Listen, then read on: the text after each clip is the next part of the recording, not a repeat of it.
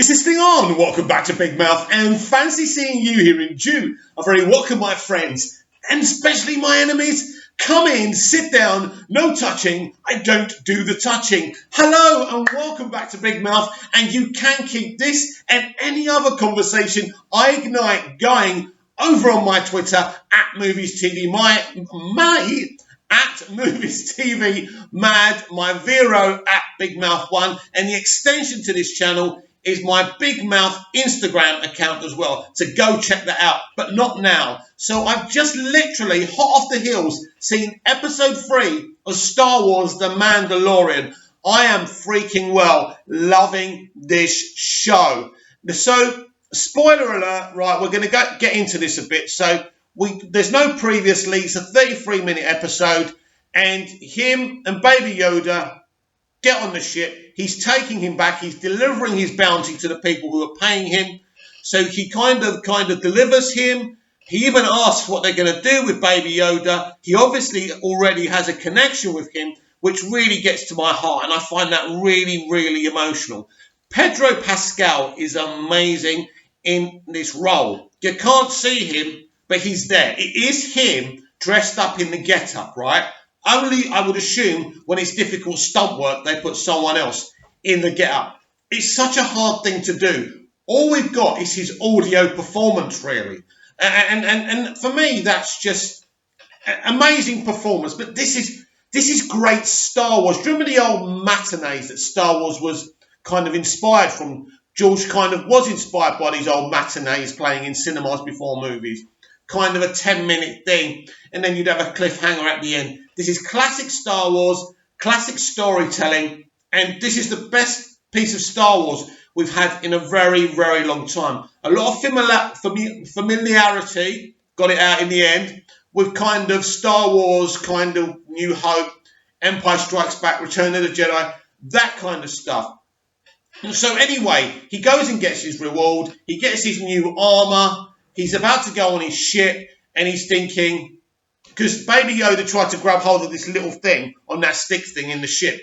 And I'm thinking, you can't go. Because while he's getting his armor done, he's remembering, again, being abandoned as a child. So that's why he can't take the ship away. He can't. He was abandoned as a child. He can't let this happen again. He knows in the back of his mind, they're going to kill Baby Yoda. He can't allow it. We don't. We know he's going to rescue him from the moment he takes him back. But it doesn't matter that we already know that. It doesn't matter that it's predictable. It's very emotional and it's very heartfelt. So he goes and rescues him. He has to fight a few stormtroopers, which is really kind of awesome. He finds Baby Yoda asleep. He realizes that the doctor who's looking after Baby Yoda saved his life. They wanted him dead. He's obviously a big threat, and they don't want him getting in the way of his plans. Now, Baby Yoda, we're calling him Baby Yoda, but this creature is in his 50s. Now, we don't actually know if this is Yoda, another life form, a clone of Yoda, because by this time, Yoda is dead. Now, one of the things we've heard about the rise of Skywalker, and I do think there's a connection here. Disney do like interconnected stuff, don't they? Look at the MCU. I think that is a clone of Yoda, and I think by the end of the series, and I would imagine the series will finish before The Rise of Skywalker is released, we may get an answer if that is a clone of Baby Yoda. But I'm definitely going with the clone theory. So, yeah, 33 minutes, but I tell you what, you've got a lot out of it. There's a lot of emotion there. There's a lot of the connection. You know, now the man, should we call him Mando, like Carl Weathers does, but all of a sudden you can see there's a connection between these two characters. One's a CGI character or a puppet, right? And the other character we can't even see. But this is the magic of this show. You've got, you've got kind of a creature and a guy in this gut, which we never see. I think we will see the helmet come off eventually. They will go there. But I think it's a really great achievement. And it's 33 minutes of gorgeousness. It's brilliant. Seeing the laser fighting, you're seeing the Mandalorian kind of surrounded, and then the rest of the kind of Mandalorians, or whatever you call them, rescue him. And what is their saying? It is done, or whatever it is. I can't remember. I can't believe I forgot that because I wanted to repeat that as soon as I started this review. But they say something. Anyway, you remember it. Comments below what they say. But I thought a really, really good episode. And as I say, I'm enjoying this. When something's good, we say it's good. Agendas go out the window here. This is great Star Wars. And I hope this is a great precursor for the rise of Skywalker and the future of Star Wars. I did a Star Wars show yesterday. I read you the interview between Rolling Stone and, what's her name? The boss of Star Wars. How can I bloody forget her name? Kennedy, right? What's her first name? Kathleen Kennedy. I can't believe it. I just go totally blank sometimes. Yeah, Kathleen Kennedy had this great interview with Rolling Stone, and the noises she was making, I think she will step down after the rise of Skywalker. And I do think that Dave Filoni and Jon Favreau and Kevin Feige maybe will be running Star Wars going forward.